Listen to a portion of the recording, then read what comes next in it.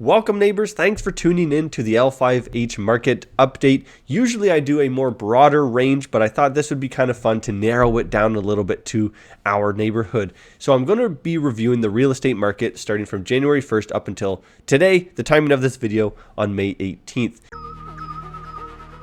If you found this video by chance, then welcome. If not, then you must have found it by scanning the QR code on the postcard you received, which is amazing, and I appreciate you taking the time to tune in. I'm going to pull up some screens and we're going to go a little more in depth on those stats that you saw on the postcard. So what you see on the screen now is exactly what's on the postcard, and this really doesn't give the full story of what's actually going on, which is why I wanted to make this video for you so you get a little more context in what these numbers actually mean. Detached homes, there's 39 sales since January 1st, just over 2.4 average price, 23 days on market. And you'll see these asterisks here because this is listing days on market. So for example, if a property has been listed multiple times under different listings, different MLS numbers, it's not going to show the full property days on market. It's just that one specific listing that ended up selling.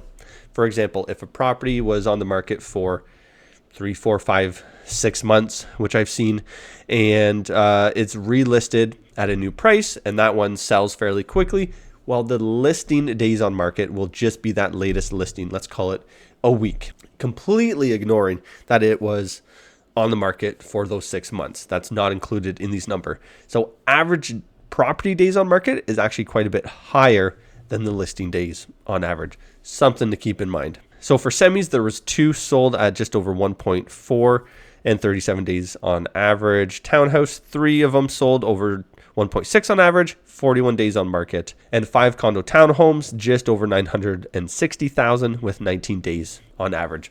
Great, cool. What do these numbers actually mean? So I'm going to flip over to the MLS and dive a little deeper into these numbers.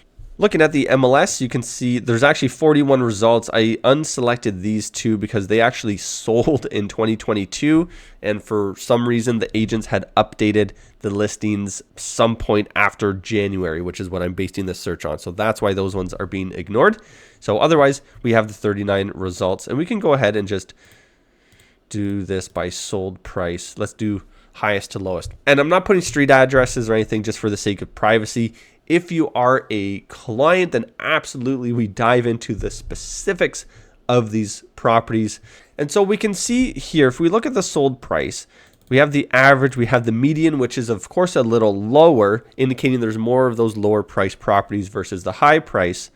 And then we have the low of 1.6 and the high of 5.95. Huge range in property prices in the L5H area. So just something I want you to be mindful of when looking at these prices. And really, I'm not a fan of averages because it doesn't really tell the whole picture. If you have, let's say, a big pool sampling of properties that are more or less exactly the same, then yes, averages are great. It really doesn't do justice to a lot of the property types in the neighborhood because everything is so unique. Everyone has updated the property differently, of course, inside and out. And really, at the end of the day, a property is worth what a buyer is willing to cut the check for. And that's really it all comes down to it. Moving on to semi-detached, again, just the 2, an extremely small sampling size, just like with the rest of the ones we're going to look at. So again, averages really don't mean that much. So you can see this one here, an older semi sold for $996, and one of the newer built ones in the neighborhood selling for $1.875. And going back to the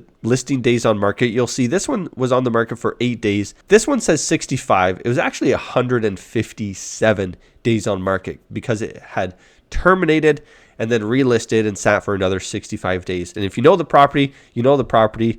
And that's a whole other story that we can get into. You can check my Instagram for more details on my little rant there about visibility trumps ability when it comes to real estate and those that are in your face constantly. But anyways, whole other story. Moving on to freehold townhomes, you can see the 3 here. And again, a big difference. You've got this older one in the neighborhood compared to some of the more luxurious freehold townhomes that we find in the area. And ending it off with condo townhomes. And again, a difference here. You've got the ones on Shawnmar versus the other larger, more luxurious condo towns we find in the area, such as like Queen Street and on Lakeshore there.